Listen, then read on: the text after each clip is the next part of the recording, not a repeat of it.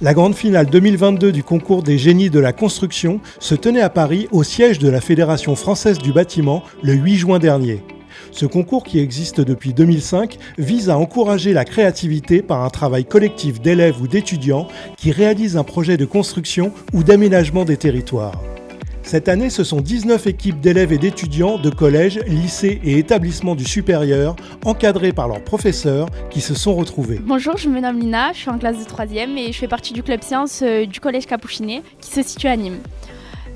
On a participé au concours des génies de la construction et on vient de présenter notre projet qui est la maison à chauffée au compost grâce à un puits canadien. Alors le puits canadien en été sert à refroidir la maison et le compost en hiver sert à la chauffer. Il chauffe l'eau ainsi que l'air. Donc si on a ce type d'habitat, on est totalement indépendant des grandes industries d'énergie. Bonjour, je m'appelle Philomène, je viens du collège Pierre-Hyacinthe Cazaux à Morée, Hauts-de-Bienne, dans le Jura. Notre projet consiste au réaménagement de la maison Pasteur de Arbois. Ce qui m'intéresse dans ce concours, c'est pouvoir découvrir les métiers du bâtiment, participer à un projet où on est en équipe et pouvoir prendre la parole, faire de l'oral. On a eu beaucoup de projets très intéressant. Pour tous les participants, on peut dire qu'il y a eu un investissement fort, un investissement vraiment dans le temps, dans la forme, dans la présentation. Tout était fait pour que ça marche. On voit que les jeunes sont vraiment très centrés sur l'écologie, sont très centrés sur le réchauffement climatique, ils en entendent parler. Et maintenant, ils font plus que réagir, ils agissent. Ils sont en train de se dire que seuls ils peuvent faire quelque chose, mais en communiquant et en échangeant avec les autres, ils peuvent faire mieux.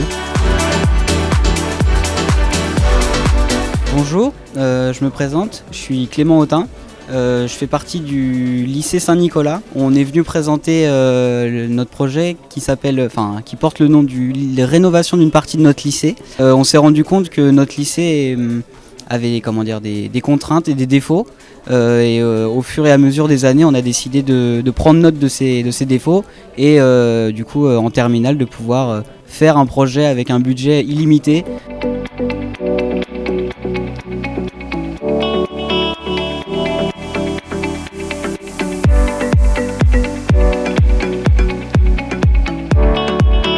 Je suis content pour moi et ma classe du coup, parce que c'était vachement sympa comme projet. Le projet pour l'instant, je pense qu'on l'a fini, mais il va sans doute être amélioré en projet de bac avec certaines améliorations qu'on pourrait apporter sur les systèmes et puis même d'autres idées qu'on pourrait avoir sur le projet.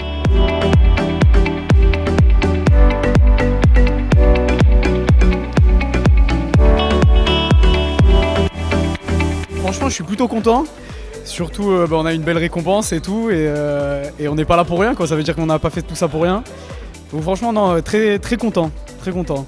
Une fierté, comme elle dit, mais elle ose pas le dire au micro. Cette 18e édition a montré que ce concours était toujours aussi sollicité par les élèves, par les professeurs, par les établissements scolaires et universitaires. Ce concours récompense effectivement l'investissement des jeunes, il le récompense dans le travail en équipe, dans la collaboration, dans le travail aussi de communication. C'est bien d'avoir fait quelque chose, mais savoir communiquer sur ce que l'on a fait, c'est très important. Ce que je retiens de cette 18e édition, c'est l'engagement des jeunes de tous les âges, du plus jeune en 6e de SECPA jusqu'à l'élève ingénieur. C'est le même engagement, la même implication sur les thématiques d'actualité qui recouvrent tout ce qui concerne la performance énergétique des bâtiments et qui s'inscrit complètement dans les enjeux écologiques que nous avons à relever au niveau national.